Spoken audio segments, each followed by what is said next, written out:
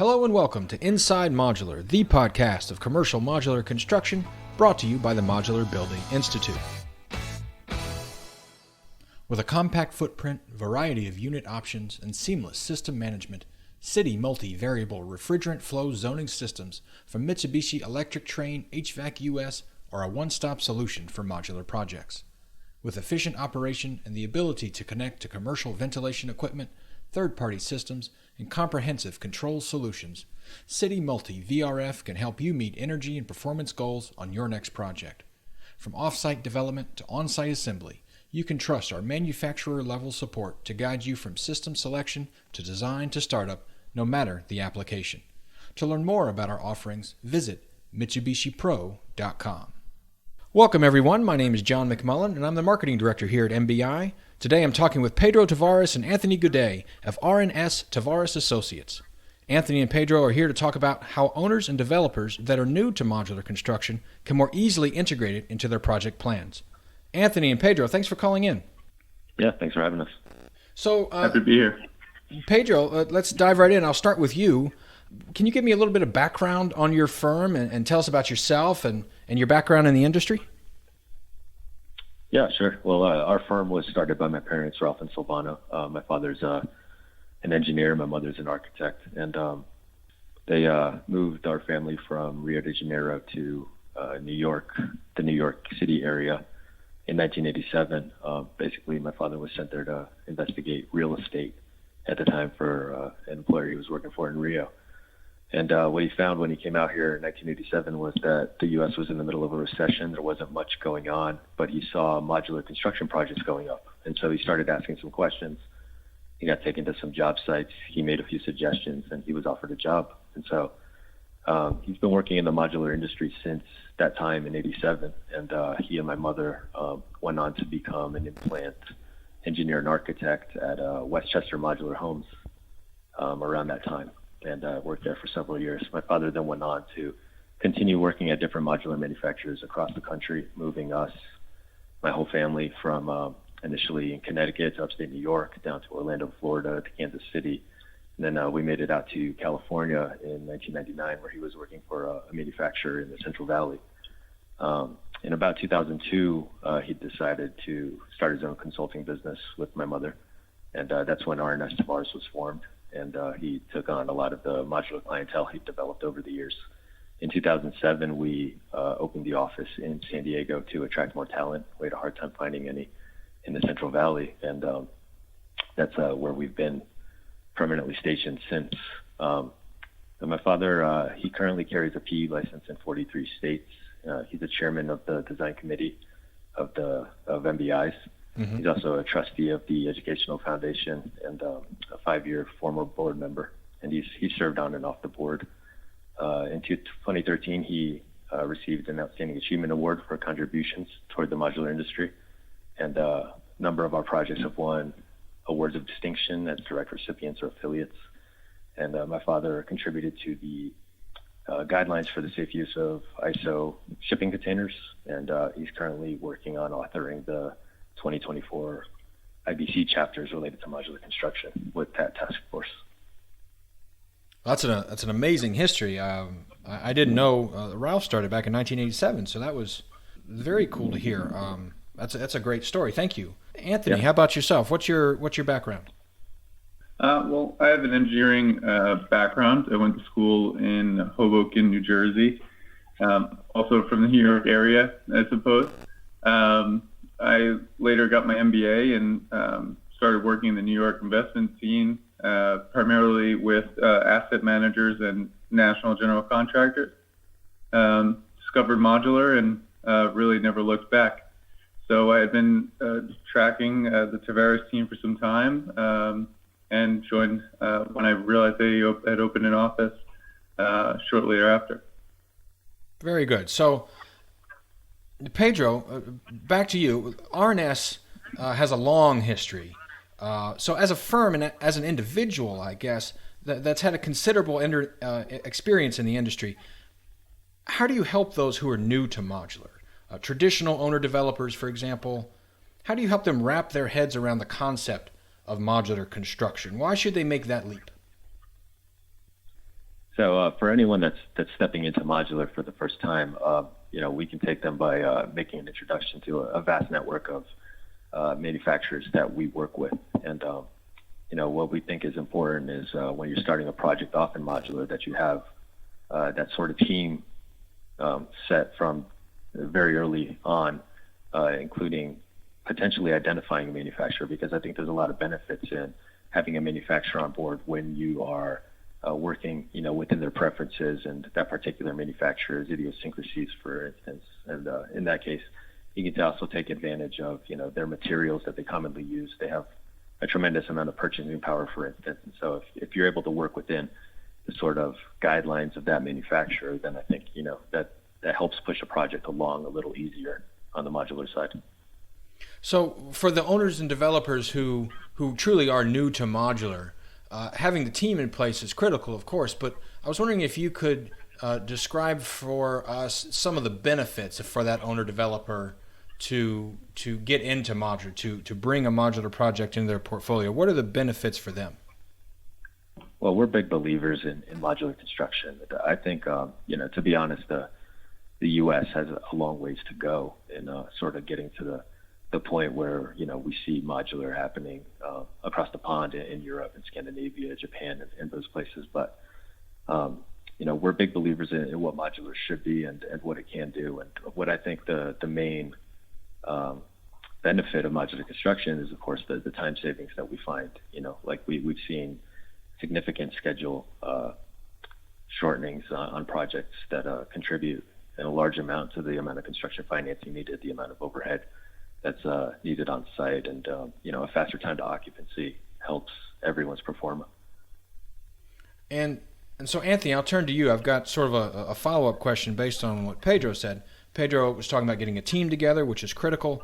What about the design process for modular? What are the unique considerations for a designer in that, as part of that team? What should they know before starting out on their first modular project?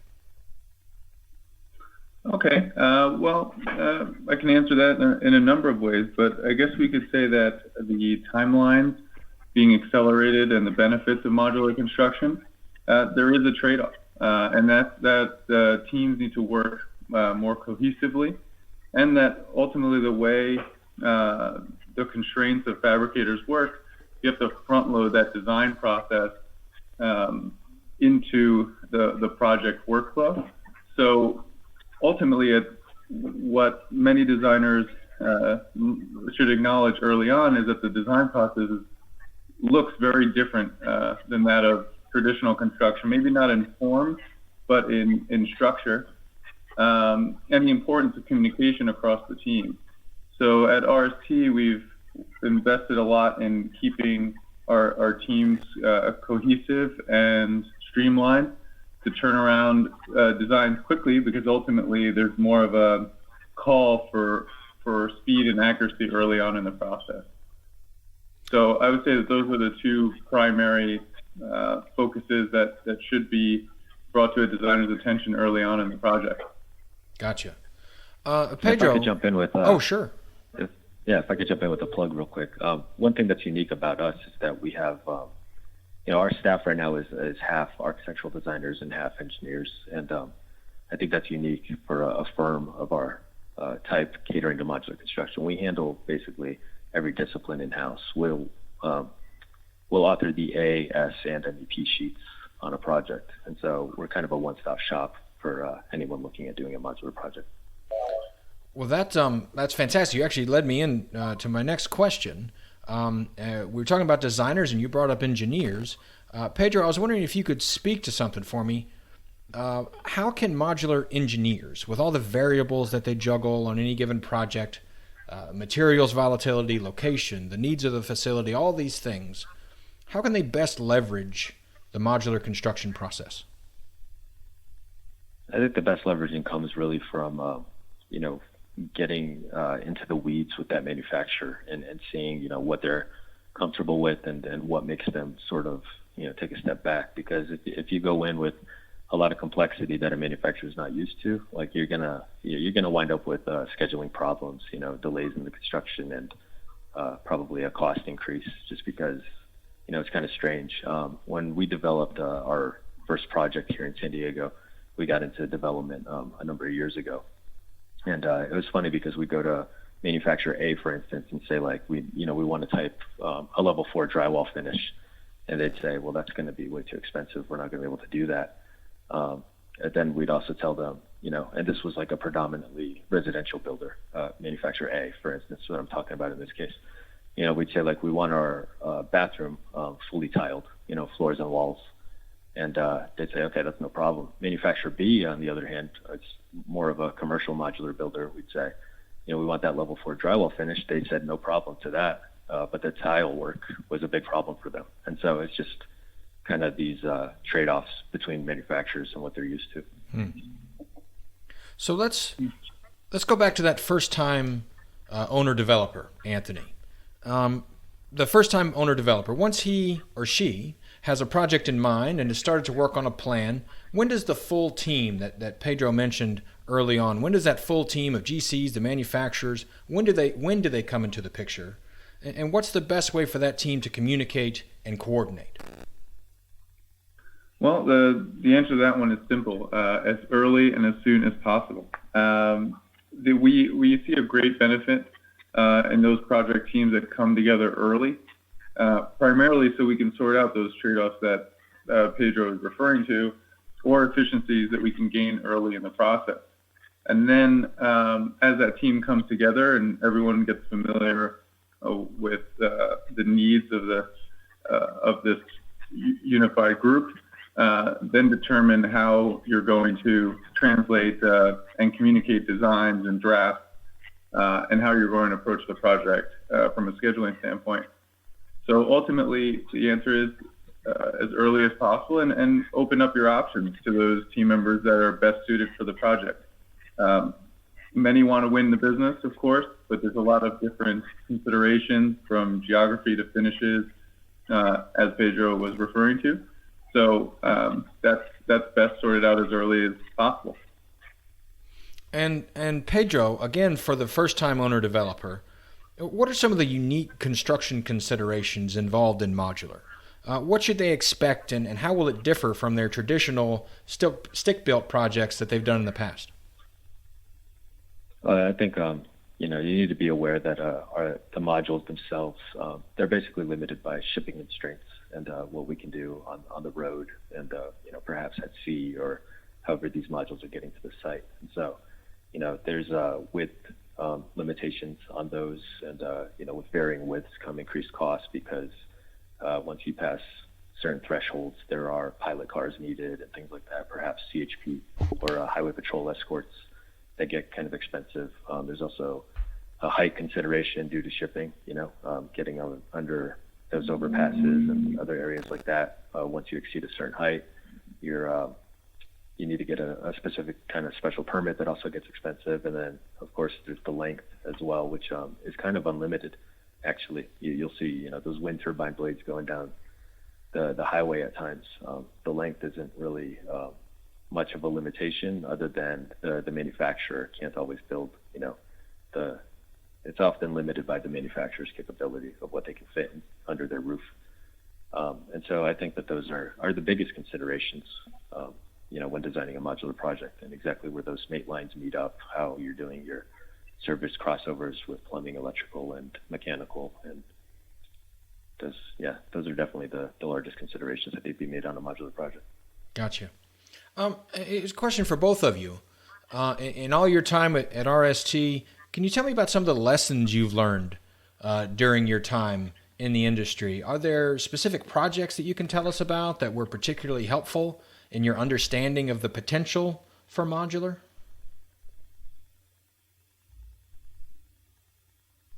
And one project in particular that I lost a lot of hair on was the replacement hospital in Joplin, Missouri, for the hospital that got destroyed by a Category 5 tornado. Oh, wow. A number of years ago. And that project wound up being the fastest built medical facility of its size, like in the United States. And that was it was a rush, to get that done. That area had a need for that facility. And so everybody really kind of put the boots to the ground and work that out. We got that thing designed and permitted in probably a record amount of time, and it was up and running soon after with the involvement of a couple manufacturers, Walden Structures, that's no longer a manufacturer here in California, as well as NRB, I think, worked on modules for that, and we shipped it out to Joplin and got that up and running for that area. So what was the key to getting that done so quickly? It was just a really integrated design team. Okay. The manufacturer, ourselves, and the architect in that case were just, in constant communication, and we were, sending paperwork, just sending drawings back and forth, and having like a good RFI process and things like that. Anthony, were you going to say something earlier? Oh yes, I was going to have Pedro take it first with the project experience. I had a feeling he'd bring that one up. For me, being involved and sort of transitioning to a structural focused firm, for me, highlighted the importance of structural value engineering. Really, from being one of the primary cruxes, sort of in getting that value from your modular project.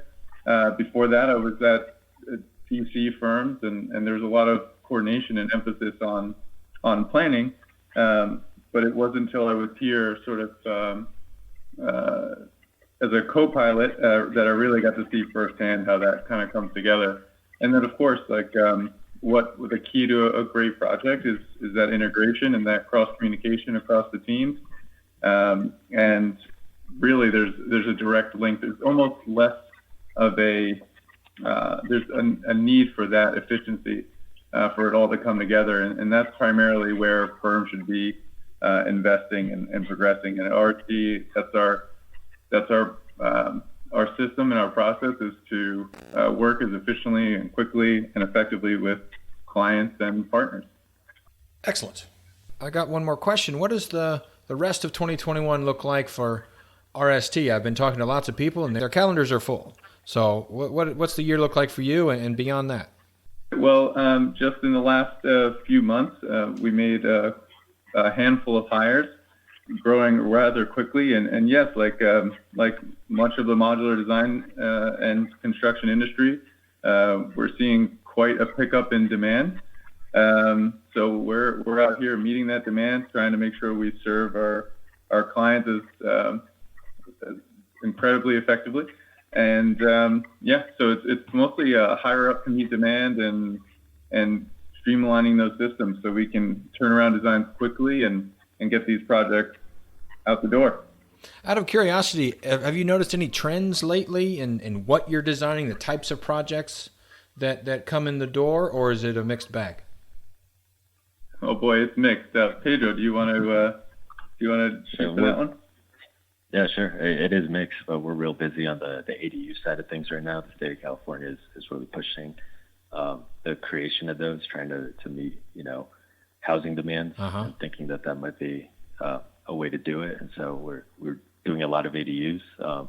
Container projects are still popular and keep becoming more popular. So we're doing a lot of container projects. And then, just multifamily. It's the same thing. The housing crisis in California is just pushing multifamily projects, and so a lot of 5/1, 5/2 podium projects and big apartment projects, things like that. That's a lot of what we're doing right now.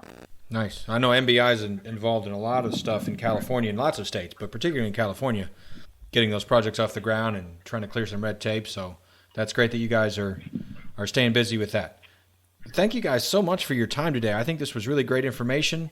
I think the first-time owner-developer hearing this will have a much better understanding of what to expect, what he's getting into. So thanks again. This was great. Yeah, thank you, John. Thank you very much, John. Thank you for having us. My name is John McMullen, and this has been another episode of Inside Modular, the podcast of commercial modular construction. Until next time.